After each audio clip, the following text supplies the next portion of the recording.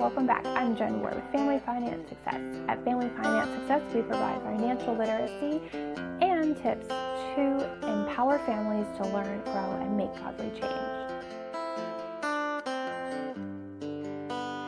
So I started a mini-series a month ago on how to create a home of order, and it's been a pretty good series so far. Of course, we're only 1 month into it, but I think it's been a good series. The idea of the series is to create a home of order, but not in that traditional of, these routines need to happen and these chores need to happen and you need to do this when I say this. It's a very much a holistic approach to creating a home of order, and it's one where God is at the center.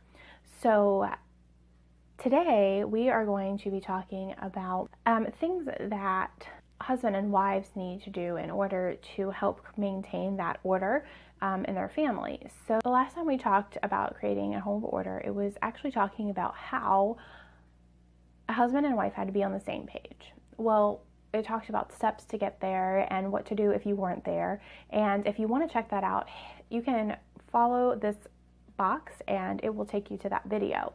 I would recommend you watch that before you come back to watch this. And if you would prefer to read, you can read the blog post in the description box below.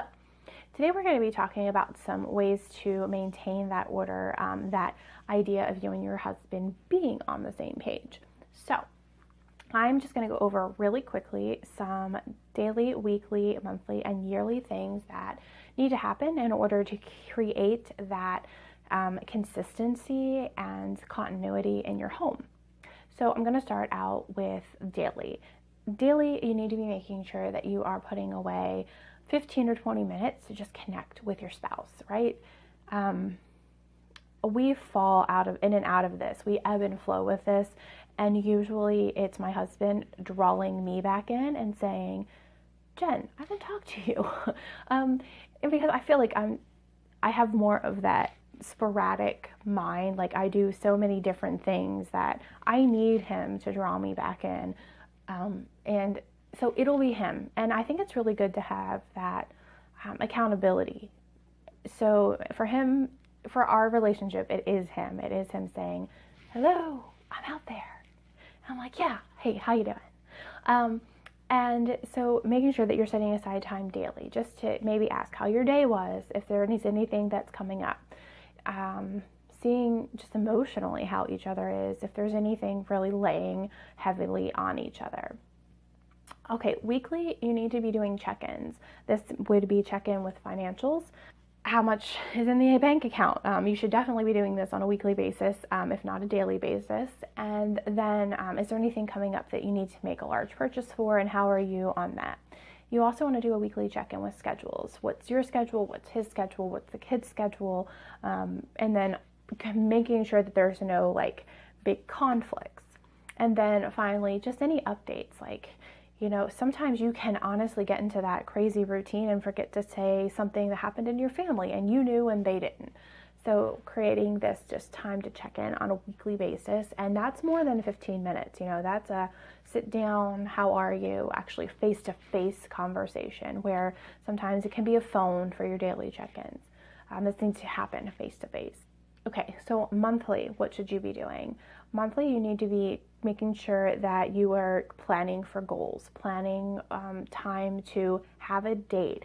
And now we get into this huge topic all the time. I see this all the time. Well, how do you have time for dates? Well, we don't. We usually do an evening where we send the kids to bed early and we do dinner by ourselves, or we just make it a habit of watching, a movie by ourselves and talk. We don't do anything fancy. It's not really in our budget all of the time, and we really don't have a sitter or anything of that nature. Now, eventually when my older son gets to where he can watch our younger son, yeah, we're going to be making a weekly date night. I can't wait for that. Anybody else, any other moms out there feeling that? Because I'm excited for that day. So we make it a priority to have what we would call a date, but it's more just something in the house.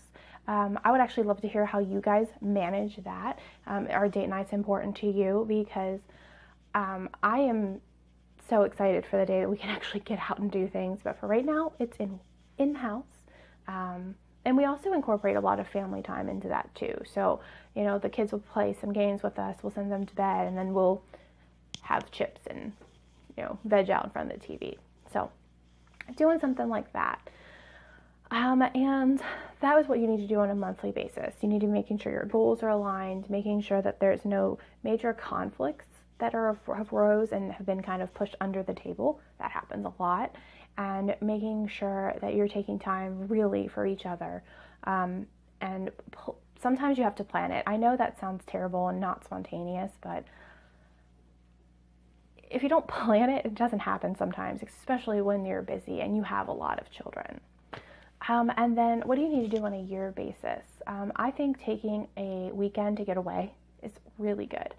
We try to implement that as often as we can every year, and just get out of town, get your kids, if you have to split them up.